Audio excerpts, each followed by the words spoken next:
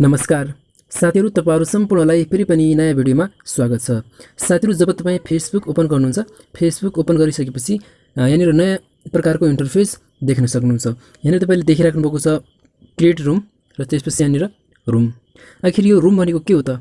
आजको यस भिडियोमा तपाईहरुलाई रुम भनेको के हो र रुमलाई कसरी प्रयोग गर्ने र एउटा प्रोफेसनल रुम आइडी कसरी बनाउन सकिन्छ त भनेर तपाईहरुलाई सिकाउने छु। यदि तपाईहरु पनि यो रुमको बारेमा जान्न चाहनुहुन्छ भने भिडियो अन्त्यसम्म हेर्नुहोला र भिडियो सुरु गर्नुभन्दा पहिला तपाईले हाम्रो भिडियोलाई लाइक गर्नुभएको छ भने लाइक गरिदिनुस् र यस्तै जानकारीको लागि हाम्रो यस च्यानललाई सब्स्क्राइब गर्न नबिर्सिनुस्। ल त साथीहरु, अब भिडियो सुरु गरौँ। ओके साथीहरु, त्यसको लागि तपाईले सबैभन्दा पहिला आफ्नो फेसबुक ओपन गर्नुहोस्। फेसबुक ओपन गरिसकेपछि तपाईले यस प्रकारको इन्टरफेस देख्न सक्नुहुन्छ। यहाँनिर तपाईले क्रिएट रुम भन्ने अप्सन छ, यहाँनिर तपाईले रुम भन्ने अप्सन देखिराख्नु भएको छ। यो दुई एउटै हुन्, तपाईले जताबाट जाँदा पनि एउटै हो। साथीहरु, यदि तपाईकोमा यो रुम भन्ने अप्सन देखिरहेको छैन भने तपाईले एकचोटी फेसबुकलाई अपडेट गर्नु होला अनि देखिनेछ। र साथीहरु, यो रुम भनेको के हो भने जब तपाईले फेसबुकमा रुम आइडी क्रिएट गर्नुहुन्छ त्यसपछि तपाईले एउटा निश्चित टाइम सेट गरेर त्यो टाइममा तपाईले एउटा निश्चित क्याटेगोरी भित्र रहेर तपाईका फेभरेट साथीहरुसँग जुन साथीहरुलाई तपाईले आफ्नो रुममा जोइन गराउनु भएको थियो ती साथीहरुसँग तपाईले लाइभ गर्न सक्नुहुन्छ, भिडियो कल गर्न सक्नुहुन्छ र कुराकानी च्याट गर्न सक्नुहुन्छ। ओके, यस कामका लागि यो फेसबुक रुम युज हुन्छ। अब फेसबुक रुम कसरी बनाउने त म तपाईलाई सिकाउने छु। त्यसको लागि तपाईले भिडियो अन्त्यसम्म हेर्नु होला। त्यसको लागि तपाईले सबभन्दा पहिला यहाँनिर क्रिएट रुम भन्ने अप्सन छ, यहाँनिर यसमा क्लिक गर्नुहोस्। त्यसमा क्लिक गरिसकेपछि यहाँनिर यस प्रकारको इन्टरफेस ओपन हुन्छ। अब साथीहरु, तपाईले यहाँनिर फर्स्ट अप्सन देखिराख्नु भएको छ, यहाँनिर रुम एक्टिभिटी भन्ने छ, यसमा क्लिक गर्नुस्।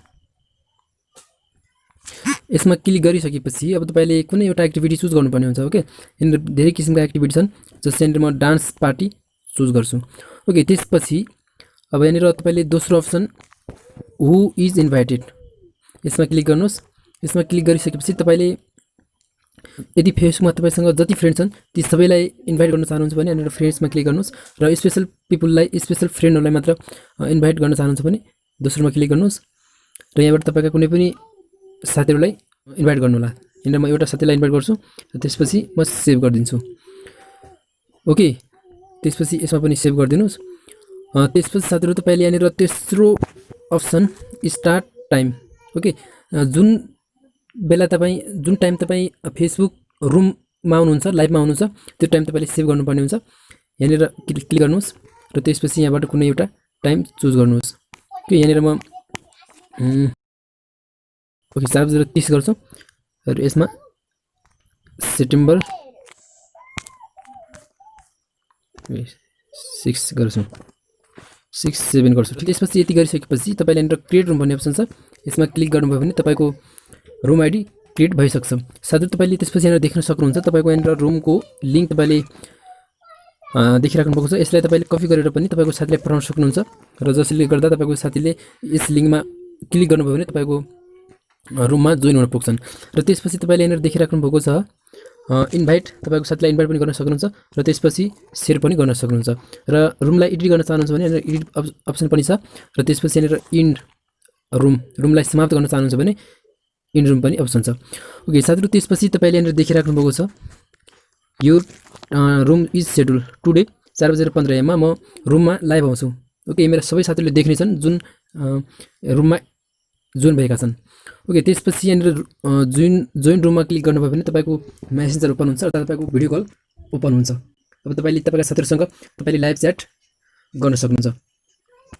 ओके,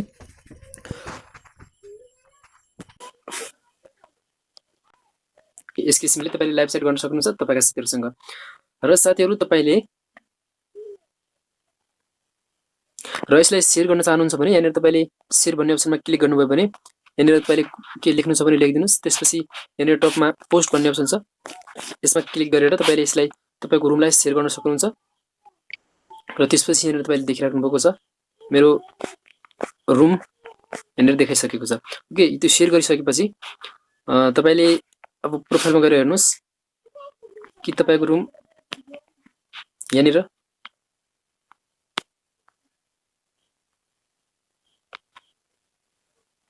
यहाँनिर देख्न सक्नुहुन्छ तपाईँको video chat dance party category dance party छ। यसमा तपाईँका साथीहरूले देख्नेछन् र यसमा तपाईँले क्लिक गरेर तपाईँका साथीहरूले तपाईँसँग तपाईँको फेसबुक ग्रुपमा जोइन हुन सक्नेछन् अनि सजिलैसँग तपाईँका साथीहरूसँग च्याट गर्न सक्नुहुन्छ, भिडियो कल गर्न सक्नुहुन्छ, लाइभ गर्न सक्नुहुन्छ।